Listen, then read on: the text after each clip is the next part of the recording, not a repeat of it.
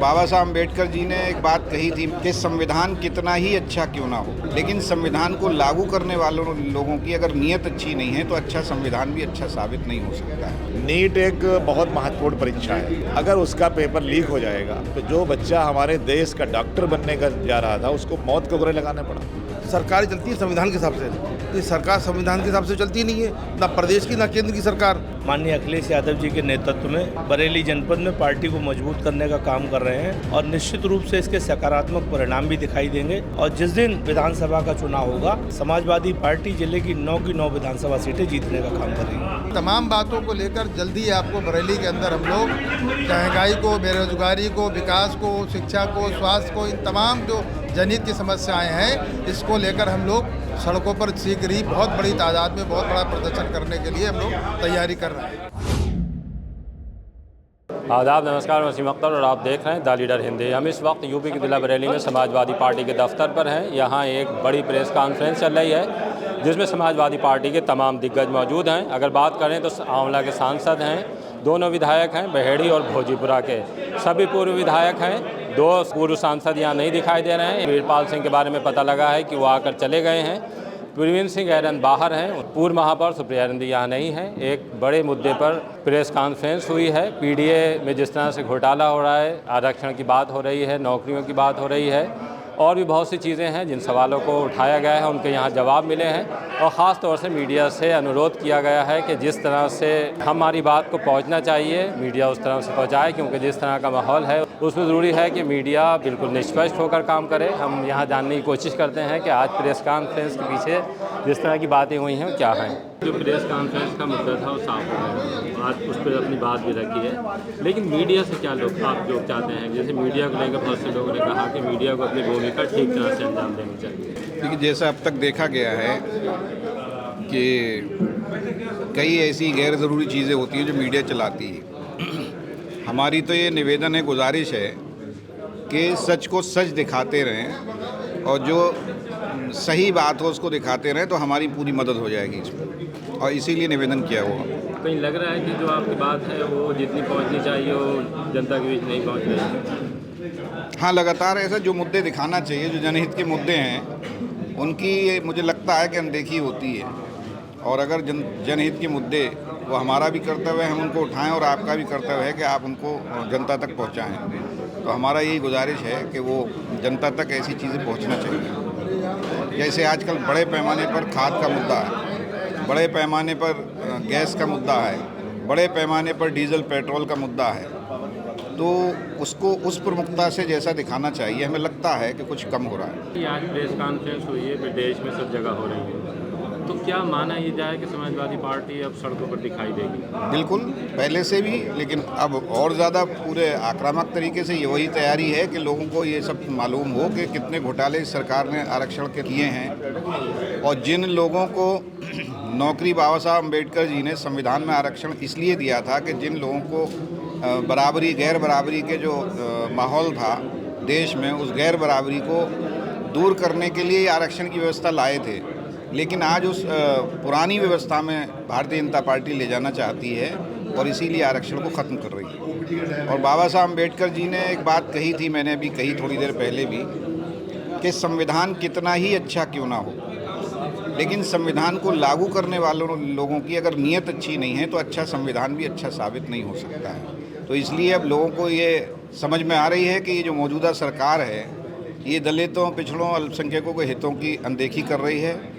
और इसीलिए अब बाबा साहब अम्बेडकर जी की बात को मानते हुए लोग सरकार बदलने जा रहे हैं 27 में, और उत्तर प्रदेश में आदरणीय अखिलेश यादव जी के नेतृत्व में पीडीए की सरकार बनाने जा रहे हैं। सभी सरकारों में आपको भाजपा का जो कार्यकाल आपको लगता है कि ये उन सभी सरकारों से, ये भाजपा का कार्यकाल जो है सभी सरकारों से अलग है, क्योंकि इसे लोकतंत्र की कोई परवाह नहीं है।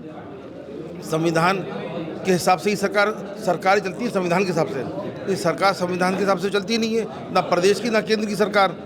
तो ये संविधान विरोधी सरकार है। और हम लोगों ने जब 2024 का लोकसभा चुनाव लड़ा था तो संविधान को लेकर चुनाव लड़ा था, पीडीए को लेकर चुनाव लड़ा था। और जब हमारे सांसद जब जीत के गए थे संविधान लेके गए थे तो संविधान की शपथ ली थी उन्होंने। समाजवादी पार्टी की जो तैयारी है वो यही है कि अब सड़कों पर आने के बाद विरोध किया जाए या कुछ और भी अभी देखने को मिल सकता है?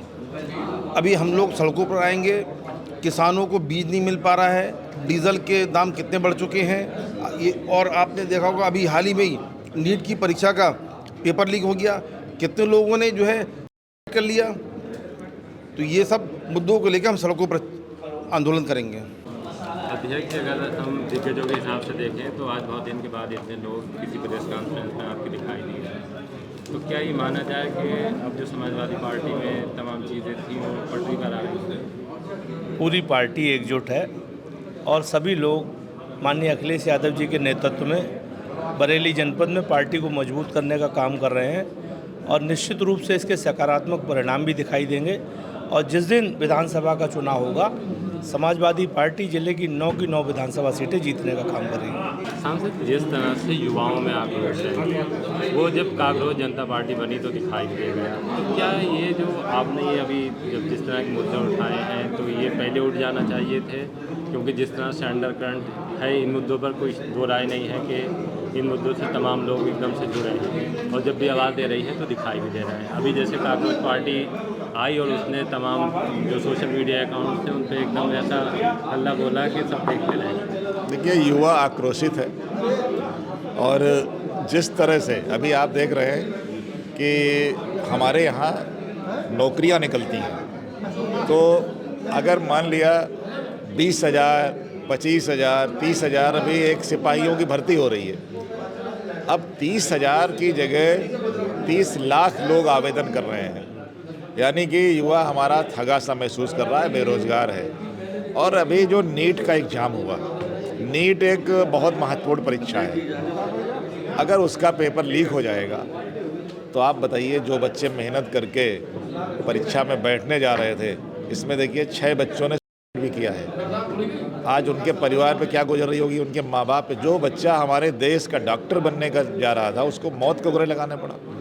तो इन सब से युवा आक्रोशित है और युवा जिस तरह से जो आपने एक पार्टी की बात की, वो हालांकि कोई पार्टी नहीं है, लेकिन एक सोशल मीडिया पे जिस तरह का वो आया उसमें उनके 2 करोड़ फॉलोअर हो गए, यानी कि लोग इस सरकार से, वर्तमान व्यवस्था से दुखी हैं, परेशान हैं और वो बदलाव चाहते हैं। जिस तरह का माहौल बन गया है उसमें अगर हम बरेली की बात करें तो क्या स्थिति होने जा रही है? देखिए, बरेली क्या पूरे उत्तर प्रदेश में बदलाव लोग चाह रहे हैं और चूँकि बहुत सारी चीज़ें हो सकता है अभी आप उनको ऑब्जर्व ना कर पा रहे हो, क्योंकि अभी पार्टियों के टिकट होने हैं, पार्टियां के कौन लोग आ रहे हैं मैदान में, उनसे भी बहुत सारी चीज़ें क्लियर होंगी। लेकिन बरेली भी अच्छा रिजल्ट आएगा, पूरे प्रदेश में अच्छा रिजल्ट आएगा, हमको ये भरोसा है। अधिकारियों की तैनाती को लेकर बात की, तो क्या आपको लगता है कि मुद्दा हो सकता है कि कोई मुस्लिम IAS, IPS और PCS जितने भी, अगर सीनियर PCS की बात करें तो कहीं दिखाई नहीं देते एडमिनिस्ट्रेशन? जी बिल्कुल, आपने बहुत अच्छी बात कही। चूँकि अभी हमारे एक सम्मानित पत्रकार साथी ने कहा, पसमानदा समाज की बात की, तो मैंने इसीलिए कहा, आज उत्तर प्रदेश के अंदर मैं समझता हूँ कि सैकड़ों की तादाद में हमारे, चाहे IAS हों, चाहे IPS हों, चाहे PCS हों, चाहे PPS हों, या और भी कई हैं, चाहे आप PWB इंजीनियर्स की बात हो जाए और हो, लेकिन आज आप देखेंगे उत्तर प्रदेश में 75 जनपद हैं। किसी जनपद में आपको कोई SDM चार्ज पे नहीं मिलेगा, कोई हमारा जो IPS है वो किसी चार्ज पे नहीं होगा, DM भी नहीं होगा, ना SP होगा। तो मैंने इसीलिए ये बात कही। बरेली महानगर जो है, इसके अंदर भी कई ऐसे थाने हैं जहाँ पर जो है पसमानदा समाज का, मुस्लिम समाज का होना चाहिए इंस्पेक्टर, तो लेकिन वो नहीं है, ना कोई CO है। तो इसी तरीके से मैंने ये बात रखी थी। तो कहीं ना कहीं सरकार की करनी और कतनी फ़र्क है, वो मैंने पहले भी कहा था।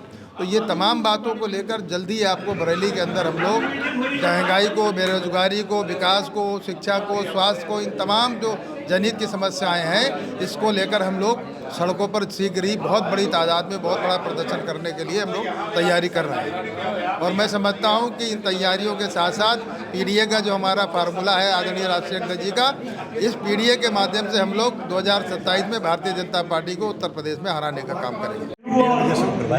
उस समय गृह मंत्री जी के पास गए, संविधान लेकर बोले ये संविधान हम लोगों ने बनाया तो बहुत सोच समझ के है, बहुत सारे विद्वान लोग थे, लेकिन ये जैसे हाथों में रहेगा संविधान का स्वरूप वही बन जाएगा। आज संविधान खराब हाथों में है। देखिए, समाजवादी पार्टी के नेताओं ने जिस तरह से बात की है, जाहिर सी बात है कि 2027 का चुनाव होने जा रहा है। ये प्रेस कॉन्फ्रेंस इस बात का संकेत है साफ कि अब चुनाव बिल्कुल पास में है और समाजवादी पार्टी इस चुनाव को लेकर डट चुकी है।